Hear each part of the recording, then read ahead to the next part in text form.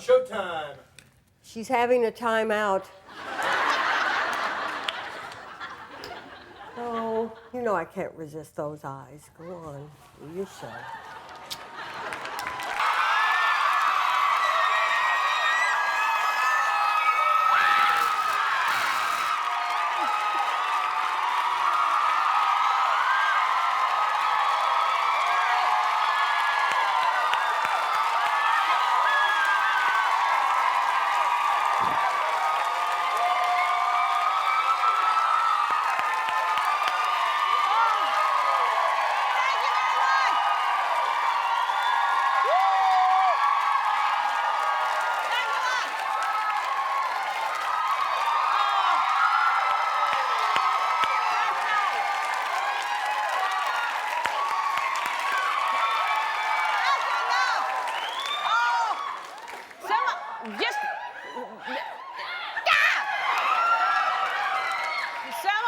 Rebels just refusing to sit down. I will not.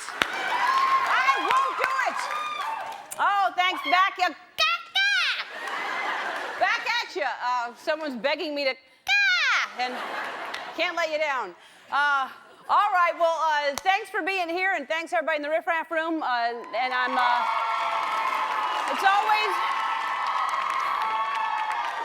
It's always risky when I have to go through the Riff Raff room, but there's a lot of people I can't not do that. I feel bad, so I come through because I spend so much time on my hair getting it just right. And then the wind and everything, because I sit back there, I get in early in the morning, sometimes 6, 7, and I start on the hair. And because every day there's hairspray, there's a blow dryer, there's a welding machine, there's and I'm thinking every single day I have to do this. This can't be good for my hair. I'm trying to leave it as natural as possible because I want it to have the luster that hair should have. Because what I want, the shampoo bottle promised me shiny, sleek, and wavy. And I think maybe I'm thinking of a Corvette when I'm thinking of that. I may have bought car wax. I may have bought the wrong thing. And now I have a new conditioner. The hair conditioner promises to put back the shine that the booze took away. So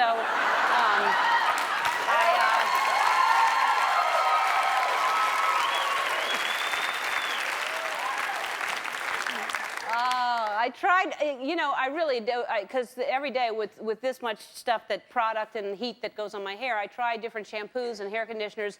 If you laid down all of the hair conditioners and shampoos that I've bought and tried through the years, end to end, they would go far.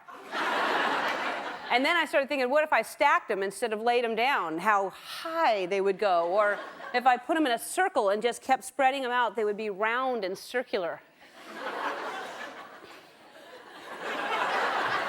That's how many I've used. They're called conditioners now. When I was growing up, it was cream rinse. That's what it was called, which sounds like something you should put in your coffee or some type of pasta sauce. But they have now leave-in conditioners you can just spray on and leave, and which I should do, or the deep penetrating heat conditioner. You wear the plastic cap, and nothing helps. My hair, it has a mind of its own, and I wish it had a head of its own, and not mine. That's what I wish. And now it gets long overnight. I wake up and the slightest little, length affects it. And it needs a slight trim. I know that. It's just the ends off. With the salon, they tell you it's a dusting, just a light. That's what they call it. It's a very delicate work. I go to a diamond cutter, and. But if I'm having a bad hair day, some days I think it's okay. I don't think it's bad, and then I go home and then I see it on on television. I'm like, oh my God, But if I'm having a bad hair day, I can't wear a hat. That's not even an option. This is a bad job if you have bad hair. If you want a good job and not worry about bad hair, a beekeeper. That's what you should be.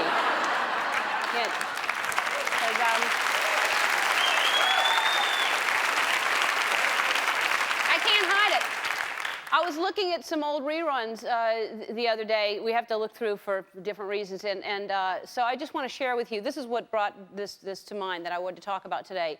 Now, keep in mind as I show you these photographs, we have not been on the air since the 50s. We've only been on the air 2 years, and look at number 1 right there, which is last year. It's either very Carol Brady or Bobby Brady. I'm not sure. And number 2 is, yeah. That's like, I call that hair helmet. It's good if you're going to be, if I were to be shot out of a cannon, I think I'd be in really good shape right there. All right, then number 3 is, I call this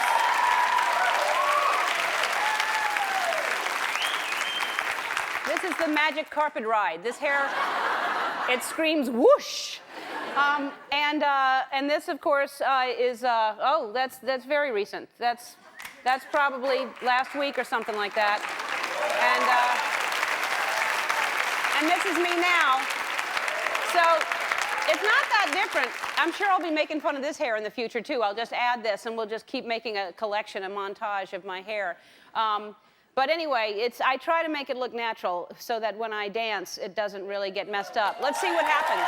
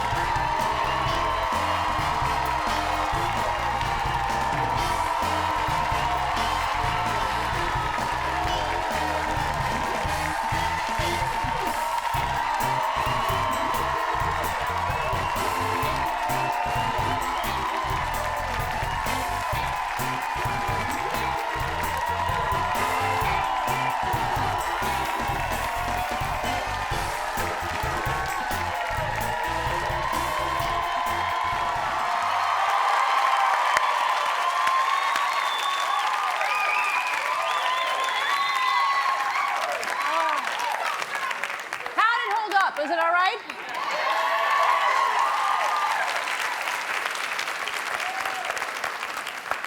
I'll tell you, here's something that's going to make you feel better about my hair and make me feel better about my hair. This is good timing, too. This is a coincidence, because we get a lot of different letters, and today I planned on talking about the hair anyway. And then we get this letter from Sharon and Joe Grutadoria. I love how you just commit to it. You don't know. All right, Grutadoria. Dear Ellen, as she says. Last year, I had to work on last year, I had to work on our son Joseph's school picture day. My mother watched him at home and got him on the bus. My mom's eyesight isn't what it used to be. I left my mom a hairbrush and some hairspray and asked her to brush his hair and spray it if it needed. That's her mistake right there. Why would you even... A month had passed before we received the pictures. Last Christmas Eve, we gave my mom the picture in a gift box along with a note. Hope you enjoy it. Sharon and Joe Grutadoria. All right, so this is the note that they sent the mom right here. This is the last time we let you send our son off to school. And this is his picture.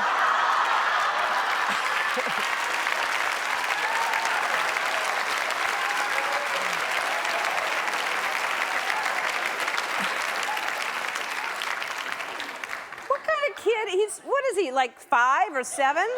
Why would you leave hairspray with someone?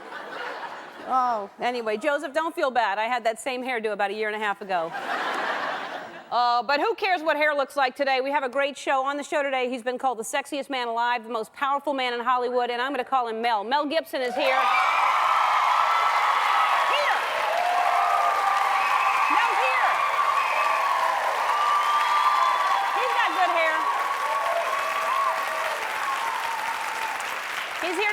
out the Passion Recut. It's a new cut-down version of The Passion of the Christ, which opens tomorrow. And also an incredibly talented actress, Joan Allen, is here. She's got a new movie, The Upside of Anger, with Kevin Costner. That opens tomorrow. She's great in everything. The Born Supremacy, the Contender, Pleasantville, Ice Storm. Was it Ice Storm? She was great in that. Hey, before we go any further, our operators are still standing by waiting for Tara Reid's phone call. We're searching to find her. Actually, we were trying to find her a new love, and now we can't find her. So we're waiting for. Hey, has Tara called anybody? No. No, for sure. Nope. You were there. Nope. Did you stay overnight? No. Yeah. She didn't call. Not a one. Okay. All right. I've seen you use the phones. You're not using it for personal business on the company here. No. No. Well, when you say it like that, I really trust you. All right, let me know when she does call, okay? Thanks a lot. Also on the show today, if you think hip-hop and breakdancing is hard, you should try doing it on roller skates. The Vegas Heat roller skating crew is here. These kids have been involved in gangs and lived on the streets in Las Vegas, and the team brings purpose to their lives. Take a look at these guys.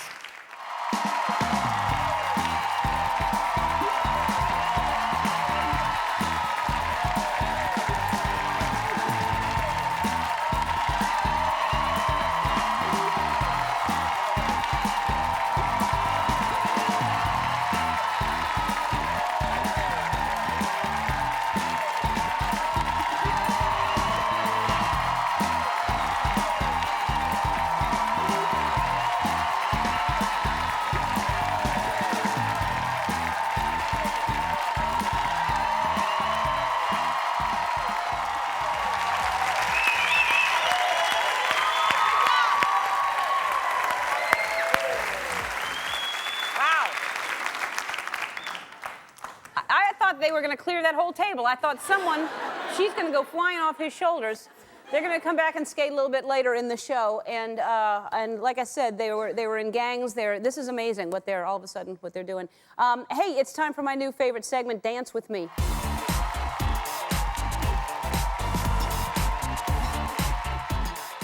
All right, I have always felt, and I think that everyone believes this, that we're born basically with the ability to dance, and this next segment proves my point. This is 8-month-old Chloe Coda from Northridge, California. If you're eating ice cream or anything sweet, put it down, because it's going to be too much sugar in a second.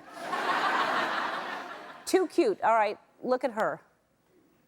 Tony, make us dance.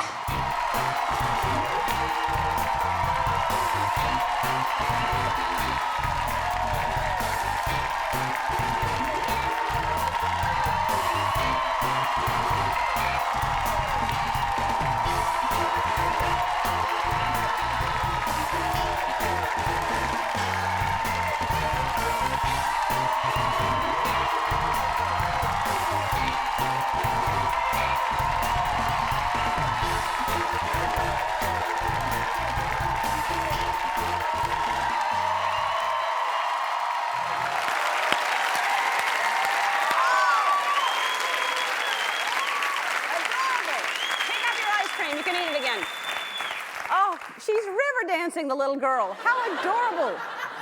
Keep sending. I want to watch her progress. I want to keep watching her as she gets older and to see if she's got natural ability. That's amazing. Keep sending those tapes in. I really appreciate it. Hey, somebody get that, quick. Ellen, search for Tara Reid. Oh, hey, how's it going? Danny. Yeah? Is that Danny? Huh? Is that Tara? No, it's personal. No, I don't know, about 2 hours? Okay, well, let me know. Danny, just when she calls, let me know. Okay. All right. Yeah. No, I'm back. I'm here.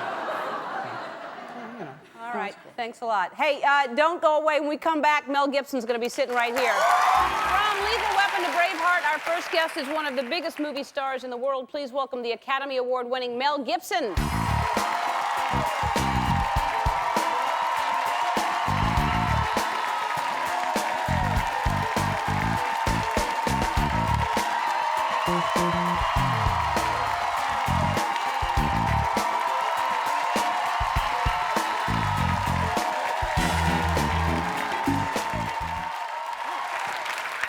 Mel, don't touch it. Careful, careful.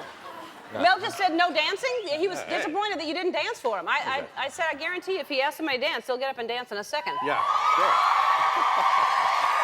There you go. I promised to sort of get my best white man's overbite out in front. Do you not dance? I used to. Yeah? It's not becoming for a man over 42. No. That's not true. You should never stop dancing. No, that's true. Yeah. It's actually, it's good exercise, keeps your heart beating, keeps you young. Yeah, it keeps you young. Yeah. Keeps you very young. Now, I don't know how you stay so young with 7 kids, but you do. And It's a trial. it is, I mean, 7. Well, you know, it's my wife is really the Snow White in this situation. I'm more like the drone, you know. But, you know, it's not without its trials, yes. It has given me some gray hair. And what, not a lot. Not a lot. And what are the ages from what to what? From 24 down to 5. Wow. There's a surprise package on the end. Do they all, I mean, does the 5-year-old love the 24 and do they, Oh, yeah. they He's all... the luckiest kid in the world. I mean, we're all like shouted out and we've kind of learned on the others and he's just getting the benefit of all the mistakes we made and they all love him. So he doesn't know that there's anything like wrong. Yeah, right.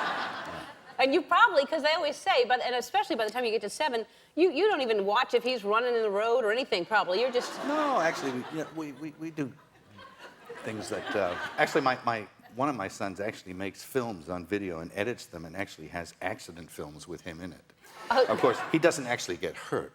In fact, he's usually asleep by the time you're throwing the dummy out of the tree or in front of the car, but it's kind of fun to watch back later. That's hilarious. So you do have somebody that's he's making films, so he wants to be in the business. Yeah, I think so, yeah. He's very, he's actually quite talented. I'm proud of him. That's great. The shot list and That's everything. great. How old is he?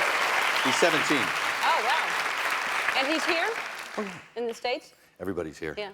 And your daughter, who congratulations, she just got engaged. Oh, she did, yeah. Yeah. It was great. I'm not telling you that. No, you knew that. No, it was very romantic. The guy, you know, kind of did the whole thing, and he actually came and asked for my advice, and we were on a rooftop in Italy, you know, and it was like, oh, I almost said yes. It was like, but he, you know, I was just joking with him, and I said, well, you know, you're going to have to come up with a couple of horses, a cow, and a goat, and, you know, for the exchange, for the woman, you know. And I came into my office about a month later, and there's all these farm animals in there in my office. So I thought, well, that guy's a keeper if he can go to that trouble. That's hilarious. Yeah. He put all the dowry in your office. He actually delivered. Everything was there. That's Chickens, goats. He had a donkey, but he couldn't get it up the stairs. Ass. Yeah. It was a donkey. Yeah.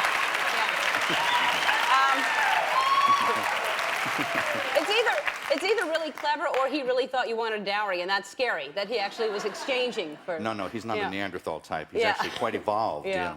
Yes. Oh, that's great. Yeah. So 7 kids, and your wife, which no one, you're so private about it. Robin is her name? Yes, that's And her. you're celebrating, or you just celebrated your 25th wedding anniversary? It's coming up. When is it?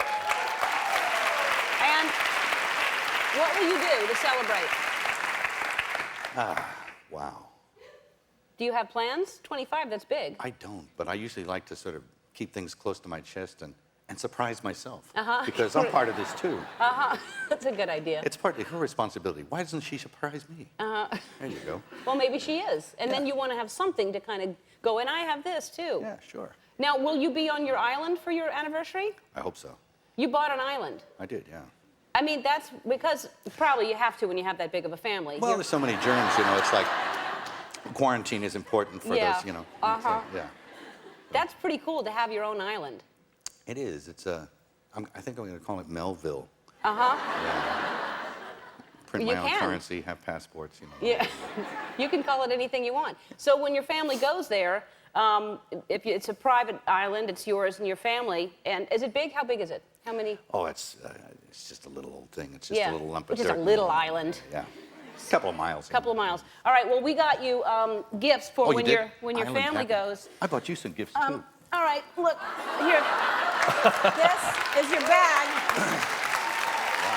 We have Ellen. The beach towel. Ellen Block suntan lotion. $150. Yeah. And see. bucket hat in case bucket you. I don't know hat, if it fits right, you or not. It does fit. Yeah. That's good. We can hang out on the beach, and there's a whole bunch of towels. There's towels for the whole family and bucket hats for the whole family. Just call me Skipper. Yeah, all right. Great, thank you. All right. I'm appreciative. A towel for everyone. Yeah, for everybody. We have to take a break, and we're going to come back and talk more with Mel. We'll be right back. We're back with Mel Gibson. That's the Passion Recut, which opens Friday, and I know what the difference is, but explain the difference in this new version. Well, it's essentially the same. It's just that I got so many cards and letters from people saying they couldn't take their Aunt Martha because some of the scenes were too intense, that I sort of decided to cater for those people who felt prohibited from going because of the perhaps brutal aspects of the film. So what I've done is to sort of I think the professional term is depuke it, but there's a lot of aspects of it that are sort of not as much in your face. That's all. It's about 5 or 6 minutes difference. That's all. And I just hoping to get to a wider audience. And this film, now, why did you make this to begin with? Well, it was something I was raised with, and it's a story that one grows up with. And then as a kid, you watch all those 50s Bible epics, and they're always really cheesy. I mean, you never believed them. They sort of had bad wigs, stilted acting, cheesy accents, and it was like I sort of wanted to see one that was real and gritty. So I was just trying to fashion that. Well, and what a film to take on. I was saying during the break, you're an amazing director, Braveheart and everything, that you're an incredible director. But to take this on, you were saying to try to communicate with everyone that doesn't even speak English, the enormous scope of that must have been... Well, there's an extra step you have to go through. I mean, you're working with people who you don't speak their language, and you're in their country, and when you're in Rome, you better make like a Roman or else. So it's like, logistical difficulties, but that's just one of them.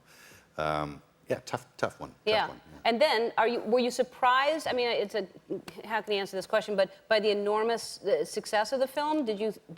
I thought it would do okay, but it did really go through the roof. So yeah. I was surprised. Yeah. Yeah, you actually, yeah. Because you put up your own money. You were having a hard time. Yeah. Well, no, it's not something that people would rush into. Film in 2 dead languages, Bible story. It's not really something that people would invest in or feel confident about doing. So I just decided to take the onus on myself and do it, hoping that I could at least break even, but it did Yeah. well. Yeah, well, you broke even all right. Yeah. Well, good for you. Really, you're an incredible director, so thank you for being here. When we come back, we're actually going to be testing the audience to see how well they know, both of us, really. We're going to play a game in the audience. It's called Mel or L. We'll be right back. We're back with Mel Gibson, and now it's time to play a game I like to call Mel or L.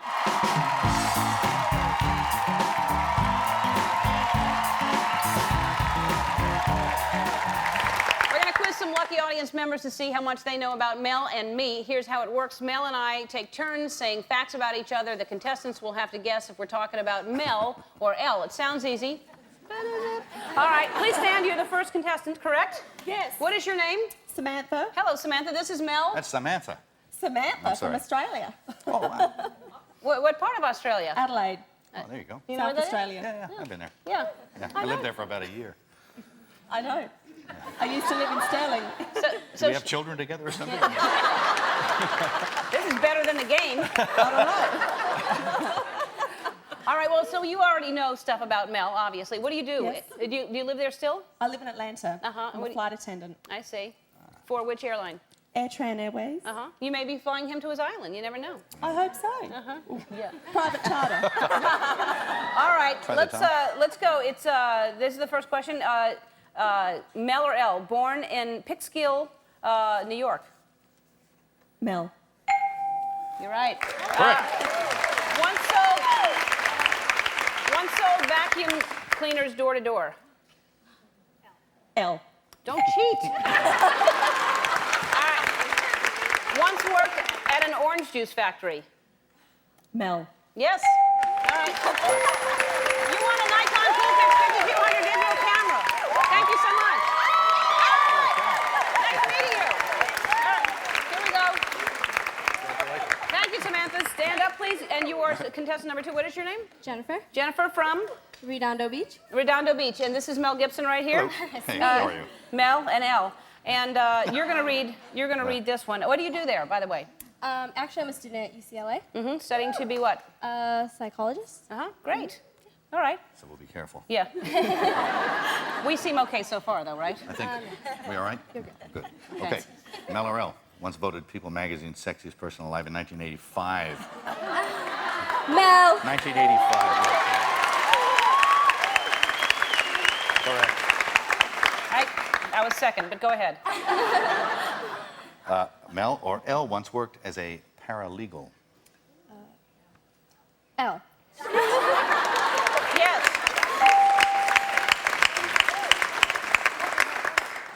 Mel or Elle, and think quickly. Once played Juliet in a production of Romeo and Juliet. L. I played Queen Titania, Queen of the Fairies, once in Midsummer Night's Dream. Wow. He paid his dues. Yeah. You win. You win at one point. Doesn't matter. Thank you so much. One more. Okay. One more. Hi there. What's your name? I'm Anna. Hi, Anna. How you doing? Good. How are you? This is Mel. Hi. I'm Elle. And where do you live? Pismo Beach. Uh-huh. And what do you do there? I'm a student and I work at Starbucks. All right. And I'm getting married on Saturday. Congratulations. Thank you. My whole bridal party. Everyone. Everyone over here. Hey, everybody. You're not part of it. All right. All right. Is it me? No, it's you. It is? Okay. Yeah. Okay. Mel or Elle, nickname used to be Bellhead. I don't want to offend anyone. Bellhead. Okay. Either way, it's offensive. Mel? It was me. Okay. But I am dingy. Yeah. Okay. Had a role in the movie The Coneheads. L. That's right. Has only one kidney, but shaped like a large horseshoe. Mel? Yes. 5200 digital camera. Nice meeting you. The Passion Recut opens in theaters this Friday. Joan Allen will be here after this. Don't go away. Our next guest has starred in such films as The Contender and The Bourne Supremacy. This Friday, you can catch her alongside Kevin Costner in The Upside of Anger. Take a look. Please welcome three-time Academy Award nominee Joan Allen.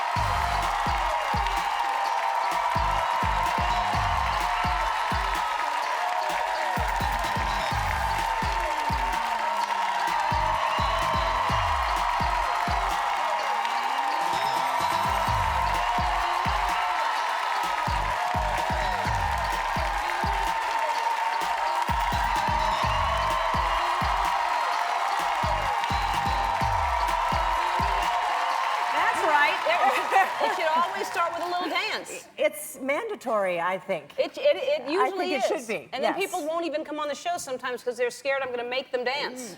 I think that's a shame. It's not mandatory, but it should be. Yes, it I really think should so. be. I think so. Don't you agree? Here's what's amazing to me. You're such an amazing actress, and yet the only reason you got into acting is because you didn't become a cheerleader. Yes. Yes, it was the best thing that ever happened to me. Yeah, well, not making the cheerleading squad. Well, it does. Yes. It goes to show you. How did you not make the cheerleading squad, I couldn't though? do the Chinese splits. I think you needed to go, way far out, and I couldn't do those. That was a big deal. So, and there was probably some political stuff as well. Yeah. I I'm think. sure there was. I'm sure there was some politics involved. Yeah. And so then you decide, well, then I'll... I just saw this, they don't want me to be a cheerleader. I saw this little notice on the theater. I come from a small town in northern Illinois. It's like, do contest play, audition for the contest play, and I did. And I got in, and, the rest is history. And now you're in this new movie with Kevin Costner. Yes. But it's a comedy? Or... It is a comedy. But it's a very dark comedy, right? It has dark elements. I just think it's incredibly real, and so the humor comes out of this family that's going through a really tough time. The father has abandoned the family, and so the mother's not taking it very well, and so sometimes that kind of extreme behavior can be very funny, and it can also be sort of poignant at times too. And you have a daughter? How many children do you have? I have one daughter, Sadie, and she's 11. 11. And Sadie, this is her. Did you get the dog already? We get the dog in about 2 weeks. This is a dog you've decided is going to be your dog. Yes. How old is the dog? Yeah, she's a year old. And so you like her personality and everything? Oh, I do. What's a Boston Terrier? What are their attributes that are so... They're very loyal, they're very smart, and they're great with people. and they love kids. And, you know, I live in New York, and so I'm in an apartment, and they're small. So, Right. you know, that also helps a lot. Yeah. And the dog's name is? Well, the dog's name is Nora right now. Uh-huh. And, you know, we're considering keeping Nora or coming up with another name. Can you do that? You can. A year, it's been hearing Nora. For a year, she's been hearing Nora, but I've been told by a friend of mine who's had a lot of animals that you say the name and this new name second. And so one name we're considering is Oreo. And so it's like if you want to end up calling her Oreo, you would go Nora Oreo, Nora Oreo, and then you start going Nora Oreo, Norio, Oreo, and you kind of.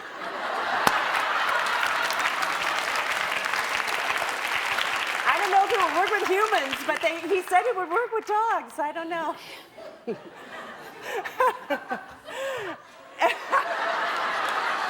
Jackie. I know. All right. So you sound like a Creighton, you know? Oreo.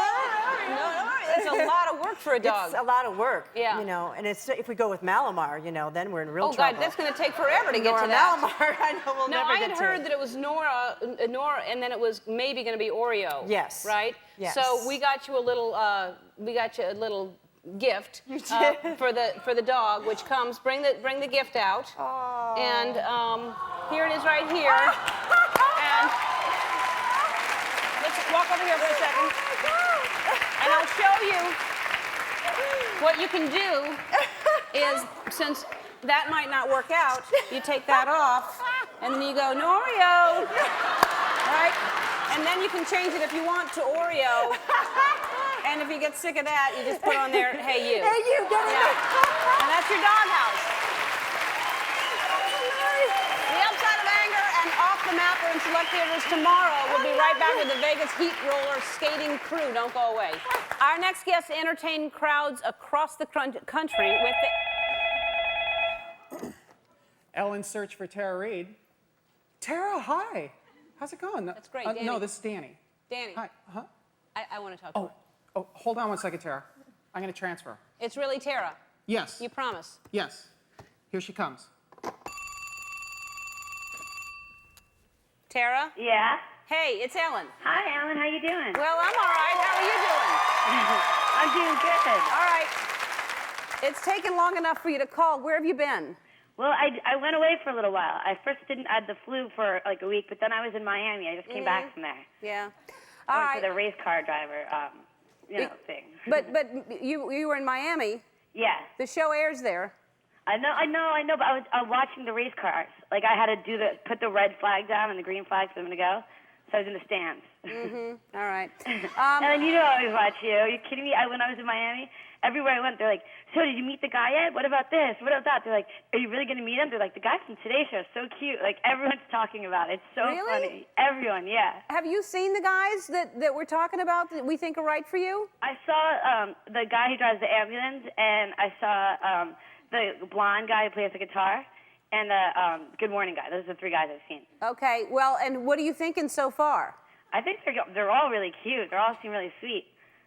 Andrew's the EMT guy, the ambulance guy. Yeah, Andrew seemed really sweet. Yeah, he got a big response here. Yeah, I liked him.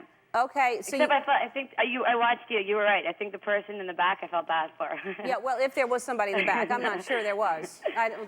If that's the case, then he's disqualified. Do you want to meet any of them? Would you want to meet Andrew or talk to him on the phone or? Yeah, sure. Really? Sure. Okay, that's great.